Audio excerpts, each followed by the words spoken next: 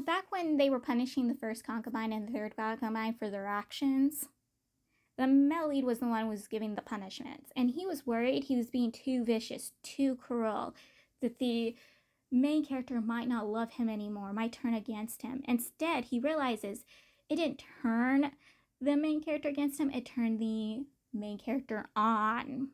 Just like in Thrice Married to a Salted Fish, it turns the main character more on when the male lead shows his claws.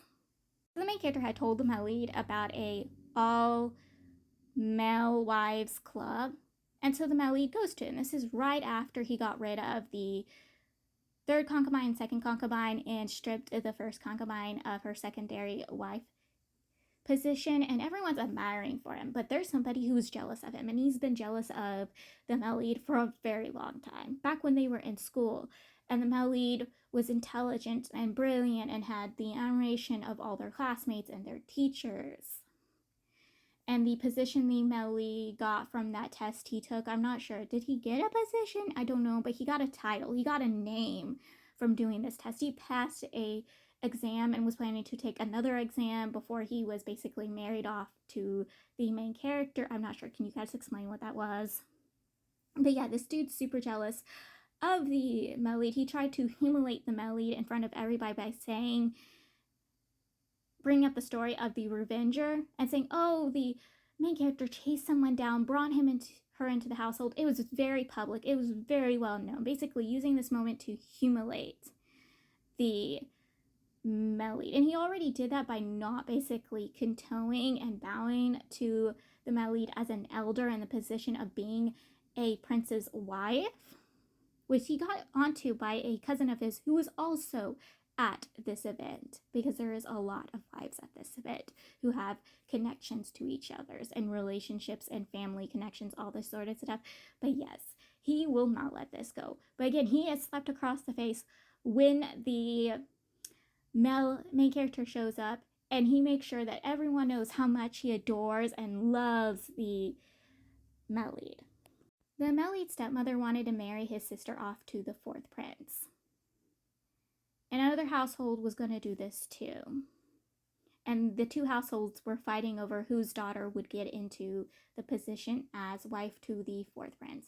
And the stepmother humiliated the male lead and yelled at the male lead and scorned him for allowing the second concubine to be married into the first prince's household. What happens if his sister suffered in the household because the concubine married into the household? And he's like, well, that was the decision of my husband. I can't control what my husband does.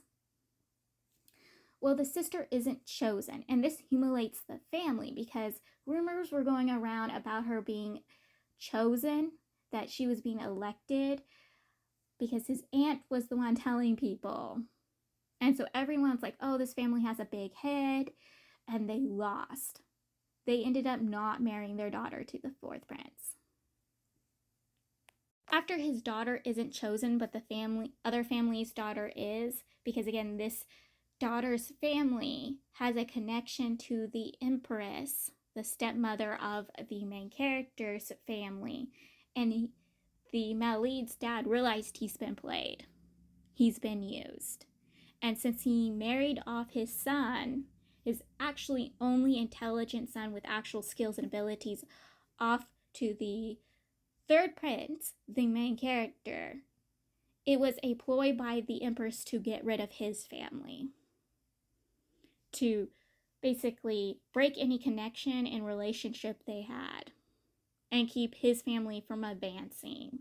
And once refusing to allow his daughter to marry the fourth prince, he's realized he has no choice now but make the male lead's mother a secondary wife if he wants to higher chances in court, which elevating his wife's status will elevate his son's status.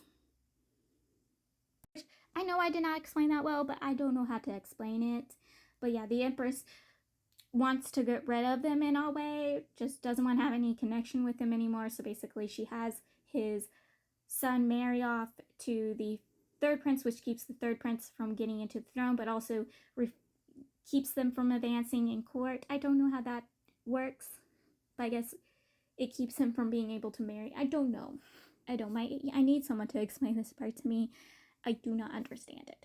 I'm going to try my best to explain another problem. So the second king is supposed to send tributes to the emperor, except the tributes don't show up. And he basically blames the bandits for it, except that isn't true. When investigation is done, it's revealed that the second king kept the tribute to himself and hid it, and he wanted the emperor to ask him for men to take care of the bandits.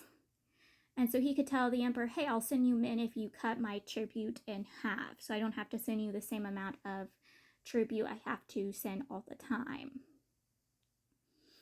Well, the first prince is in danger, just like how the Melody character was in his past life. But they ask this man again to send the men, and specifically send men to go rescue the first prince. But he does exactly what he did before, and he's basically ignoring the orders of the emperor. He doesn't send the tribute. He doesn't send help to the first prince until he's ordered the second time around, and he is late sending his men.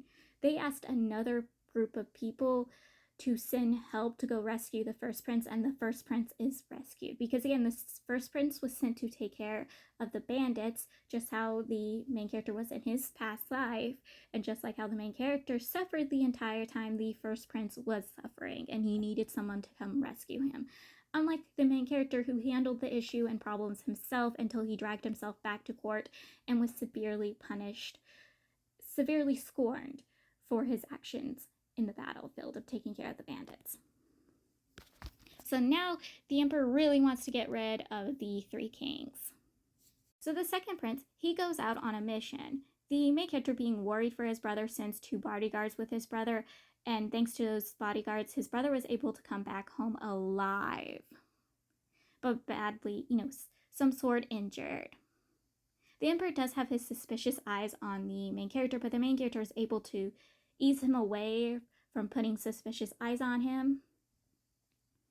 The second prince, he's not suspicious of his brother at all. He's suspicious of the first and fourth prince, just like how the main character is, but he's also suspicious of his own household, especially when they keep trying to throw the main character on the bus, keep trying to point fingers at the main character.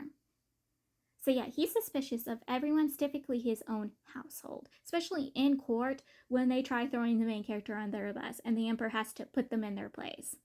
His own wife is a little suspicious of the main character and keeps trying to repeatedly tell her husband to stay away from the main character. Just because he loves and supports the main character like a brother doesn't mean the main character is the same. That the main character is thirsting for the title of throne. And the main character's second brother is the only one repeatedly protecting the main character from all of their accusations.